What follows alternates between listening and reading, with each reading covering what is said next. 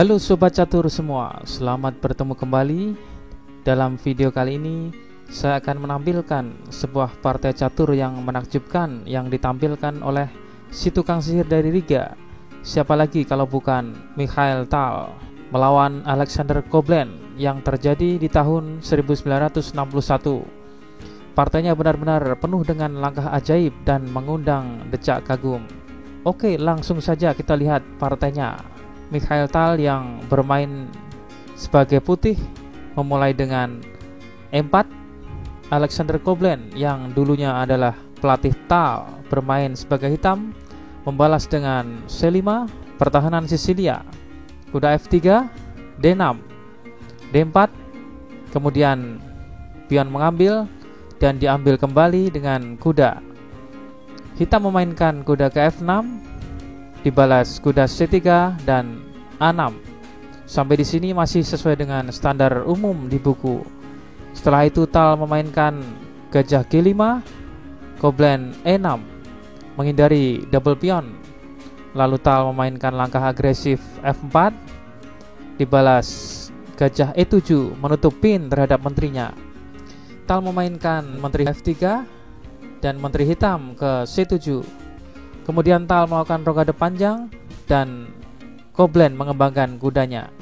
Biasanya langkah lanjutan utama dari putih adalah pion ke G4, yaitu langkah agresif menggedor sayap raja. Tapi dalam game ini Tal memainkan langkah lain, yaitu gajah E2. Kemudian hitam menyerang gajah dan memaksa gajah putih mundur. Sekarang Koblen memainkan B5 untuk membuka diagonal gajahnya. Tal segera memainkan E5 mendahului membuka diagonal dan menyerang benteng sambil menyerang kuda.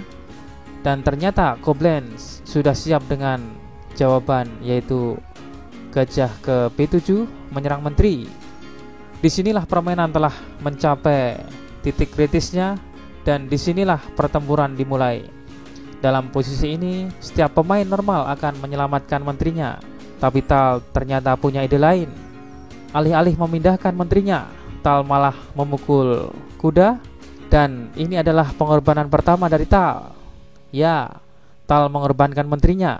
Koblen jelas senang hati memukul menteri, dan Tal balas dengan memukul gajah di F3.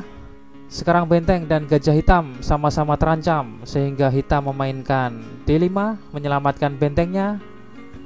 Oke, sekarang bagaimana putih melanjutkan langkahnya? Jika putih memukul gajah, maka hitam bisa melakukan skak dengan menteri dan mendapatkan gajah. Dan hitam mendapatkan keuntungan materi yang sangat besar. Oleh karena itu, dalam posisi ini Tal tidak mengambil gajah. Langkah lain yang baik adalah memukul pion di G7 mengancam benteng. Tetapi putih tidak cocok dengan langkah itu. Apa yang dimainkan Mikhail Tal dalam permainan itu adalah pengorbanan brilian yang lainnya. Dia mengambil pion E6 dengan kudanya. Ya, sebuah langkah yang fantastik, menyerang menteri dan pada saat yang sama membela pion F4, mencegah ancaman skak oleh menteri hitam. Jadi hitam dibiarkan tanpa pilihan dan harus mengambil kuda itu. Sekarang yang dilakukan adalah mengekspos raja di sepanjang diagonal berbahaya ini. Setelah putih melakukan skak, hitam ingin menghubungkan benteng-bentengnya, sehingga ia memutuskan untuk membebaskan petak G7 untuk rajanya, yaitu dengan bermain G6.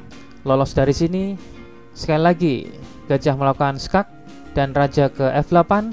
Kemudian putih memukul gajah hitam E7, melakukan skak dan raja ke G7 sambil menyerang gajah. Setelah itu Tal memainkan gajah G3 dengan ancaman apabila gajah G6 dipukul, maka putih memainkan F5 melakukan skak dan menggarpu menteri. Oleh karena itu, strategi terbaik hitam adalah memindahkan menterinya keluar dari diagonal berbahaya itu.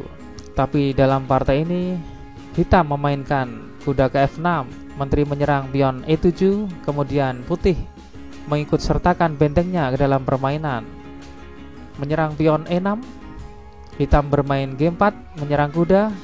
Dan coba tebak apa yang dimainkan Tal di langkah selanjutnya. Dia tidak peduli dengan kudanya dan tetap fokus pada penyerangan dengan memukul pion E6 Ini adalah pengorbanan ketiga Tal dalam partai ini. Hitam seperti biasa menerima pengorbanan kuda ini. Kemudian Tal memainkan F5, membuka diagonal dan menyerang menteri. Hitam memindahkan menterinya ke B7, balik mengancam B2. Itu sebabnya Tal memainkan B3, memblokir ancaman mat ini. Kemudian hitam bermain menteri D7, berusaha mendekatkan ke raja untuk mempermudah proses defensif. Kemudian gajah ke E5, melakukan pin terhadap kuda. Pada posisi inilah Koblen menyadari bahwa posisinya telah hancur. Ancaman putih pukul kuda tidak dapat dihindarkan lagi dan akan membuat hitam hancur lebur. Langkah terkuat hitam adalah menteri pukul benteng. Putih mengambil balik dengan pionnya dan raja memukul gajah. Tal kalah material tapi memiliki 2 pion yang kuat di lajur E. Tal menyalakan api dengan memainkan benteng menyerang kuda. Hitam akan kehilangan kuda ini secara gratis karena tidak ada cara lain untuk mempertahankannya. Karena itulah Koblen memainkan kudanya ke H7, menukar bentengnya dengan gajah putih. Setelah putih memukul benteng, hitam balik memukul. Oke, saatnya untuk langkah ajaib dari Tal yang menutup permainan. Nah, Tal menemukan langkah terbaik di posisi ini, yaitu benteng ke F8. Idenya adalah jika dipukul dengan kuda, maka pion akan promosi menjadi menteri dan memenangkan permainan. Oleh karena itu dalam posisi ini hitam memukul dengan bentengnya, kemudian balik dipukul dengan pion putih, promosi menjadi menteri. Hitam mengambil kembali dengan kudanya, kemudian datang E7 menyerang kuda. Jika hitam menggerakkan kudanya, maka putih dengan mudah promosi menjadi menteri dan game over. Oleh karena itu, langkah terkuat hitam adalah raja ke F7. Sekarang putih mengambil kuda dan diambil balik oleh raja hitam. Putih bermain raja ke D1. Setelah ini permainan memasuki endgame dan hitam menyerah.